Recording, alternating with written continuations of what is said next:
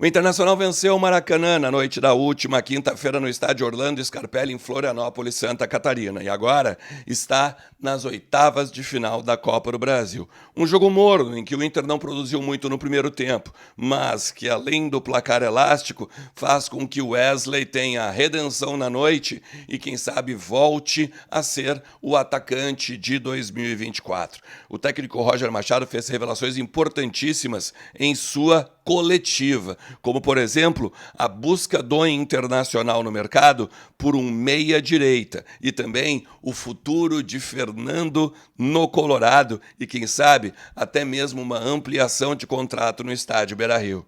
A gente vai conversar sobre várias coisas, muito importante que tu fique, sabe quando? Comigo depois da vinheta.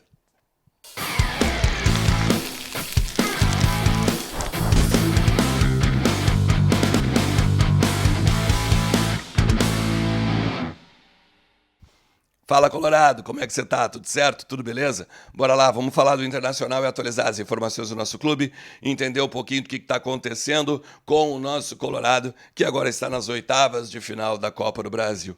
Tô tentando segurar uma gripe aqui, né? Tá mais ou menos. Cara, eu sempre pego uma gripe, mas primeiro ataca a garganta e depois o resto do corpo. Tô conseguindo segurar o resto do corpo, mas a garganta tá bem difícil. Peço desculpas pela voz, mas muito obrigado por tu que tá aqui. Muito obrigado também pelo teu like, pelo teu compartilhamento do conteúdo e também por fazer parte desses quase 65 mil parceiros que a gente tem aqui no canal. Te inscreve, ativa a notificação, que é o sininho do lado do inscrever-se, e também não te esquece que kto.bet.br é minha parceira aqui do canal e ela te dá muitas oportunidades para tu te divertir e principalmente, né, botar uns pila no bolso. Quem sabe tu ganha algumas coisinhas legais ao longo da semana e também no mês com a Liga do Milhão, que tem prêmios para tu, de repente, lá no final do ano, tu ser o maior palpiteiro do Brasil. kto.bet.br é um ambiente para maiores de 18 anos. E não te esquece que tem que sempre brincar com moderação e responsabilidade. Cara, o jogo foi doido ontem, né? Se a gente for olhar, 3 pênaltis perdidos, mais um placar também elástico, né? De 3-0, uma falta maravilhosa do Alan Patrick, um golaço do Wesley, que volta também a fazer um gol, né? Depois de muito tempo, se a gente for olhar, 5 meses sem balançar as redes. E aí é doido também pela questão dos pênaltis perdidos, né? 2 com Alan Patrick e 1 também com Wesley, sendo que, se a gente pegar os 2 jogos, são 4 pênaltis. O Alan perdeu 3, 1 aqui no Beira-Rio e 2 lá no Orlando Scarpelli, e o Wesley, né? Ainda que ele tenha dito que não bateu de cavadinha, cara, a imagem mostra um tanto diferente, tá? Mas enfim, no momento todo mundo fica de cara, eu principalmente fiquei de cara. Botei nas minhas redes, falei no Voz do Gigante que eu acho que o Inter fez o básico, tá? No primeiro tempo o Inter não foi bem, no segundo criou mais chances, no segundo tabelou mais, envolveu o adversário, principalmente em algumas jogadas de velocidade. A diferença, né, da postura no Orlando Scarpelli para a postura no Beira-Rio, quando o Inter abusou da bola aérea. O Ricardo Matias fazendo um jogo muito bom, Bernabei também. Acho que o Alan Patrick foi melhor no segundo tempo, mas no primeiro tempo ele parecia um pouco cansado, sabe? Preso, enfim, estava estranho o primeiro tempo lá. Eu não sei o que tu acha nesse quesito, eu gostaria de saber, tá? Eu não tive oportunidade de assistir o jogo de novo ainda, vou tentar fazer isso agora de tarde.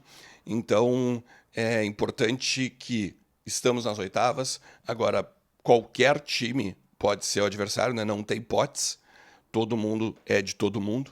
E o Inter também embolsou quase 4 milhões de reais, né? 3 milhões e 600 mil reais, tá? Mas eu acho que a gente tem que falar mesmo do extra-jogo, que é a coletiva do Roger. Não teve zona mista, os jogadores falaram no final do jogo, na beira do gramado mesmo para os repórteres, mas o Roger falou algumas coisas importantes. Primeiro, mesmo que o Antony tenha essa lesão na costela e tal, não preocupa, vai seguir jogando como titular. Diz o Roger que ele dividiu bolas, que ele não teve problema de mobilidade, de sair por baixo, de sair por cima, e que mesmo talvez não estando 100%, não é uma coisa que vai fazer com que o Ivan tenha de jogar. Também disse que existe uma programação agora para passar as oitavas da Copa do Brasil, que já foi cumprida, e agora a partida diante do Sport no final de semana é a prioridade. Se a gente for olhar, é a partida anterior ao Bahia. E aí talvez muita gente diz o seguinte, ó, temos de poupar para não correr risco de perder jogadores importantes para o confronto da Copa Libertadores. Até porque o Bahia joga aqui em Porto Alegre, na Arena da OAS, contra o Grêmio, e também há a notícia ou a informação de que ele vai poupar os jogadores, o Rogério Ceni. Então, como já fica aqui, não vai ter o deslocamento que o Inter tem, por exemplo, de ir ao Nordeste e voltar ao Nordeste, e ao mesmo tempo, meio que ambientar a cidade, vai trabalhar e tal, vai conseguir treinar. Eu acho o seguinte, nós estamos a 1 ponto do Z4, 1 ponto do 17º, que é o próprio Grêmio. A tendência de o Bahia ganhar é muito grande, mas se o time for o titular. Se o time não for o titular, talvez o Grêmio ainda possa empatar o jogo. Eu não acredito que o Grêmio ganhe o jogo do domingo. E aí, enfrentar o Bahia na decisão da Libertadores dentro do Z4, ou com o mesmo ponto do 17º, por exemplo, eu não acho bom. Eu não acho um clima legal para o Beira-Rio. Mas vou entender, claro, né, se tiver que fazer prioridades ou se tiver que fazer preservações. Principalmente porque o Roger falou que o Alan Patrick, que ao longo da semana também foi ventilado que ele poderia ser preservado para o jogo, ele está jogando uma minutagem que não vai fazer com que ele tenha lesão e depois fazendo um trabalho de carga, um trabalho de força, um trabalho de controle físico para justamente aguentar toda a sequência. Assim como o Fernando, Bernabei, Vitão, jogadores que são essenciais. Ele falou do Bruno Henrique também, mas jogadores que são essenciais nesse modelo aí do Roger. Modelo, inclusive, ele largou os 3 volantes, né? Graças a Deus, agora nesse jogo contra o Maracanã. Mas ele diz também que tem uma vaga no time em aberto, que é o meia-direita. Então, no 2-3-1, né? Ou no 1-3-2, ele tem o homem do lado direito, ali da linha de 3, em aberto. Já teve o Carboneiro, já teve o Vitinho, já teve o Wesley, que também jogou por ali. Às vezes ele bota o Prado, mas o Prado ontem jogou na esquerda. O Wesley inverte com ele em um determinado momento, mas principalmente o Wesley jogou o Prado começou jogando na esquerda. E ele diz que todo mundo que ele tem, todo jogador que ele tem o pé direito, o pé de dentro, tá, como prioridade. Ou seja, joga na direita com o pé esquerdo. E isso deixa o time um pouco mais lento, porque ele tem que enquadrar o corpo. Quando o lateral passa, para fazer o passe de lateral, ele não pega e não bate com a direita, né? Ele tem que segurar, olhar e bater com a esquerda. Ele também diz que ele não está tão preocupado em ter um volante box-to-box para botar ali naquela posição, mas essa é uma posição que o Inter vai no mercado. Ou seja, as informações que a gente vem trazendo há um tempo aqui, ela é corroborada pelo próprio treinador. Vai abrir a janela, o Inter vai para o mercado e essa é uma das prioridades. O camisa 8, ou talvez um meia-direita, tá? Esquece o número da camisa, mas esse jogador em específico. Já falei também sobre o camisa 9, e aí a gente já teve outros nomes aqui e tal, tu pode recuperar no conteúdo aí da timeline. Ele fala do Fernando também, e o quanto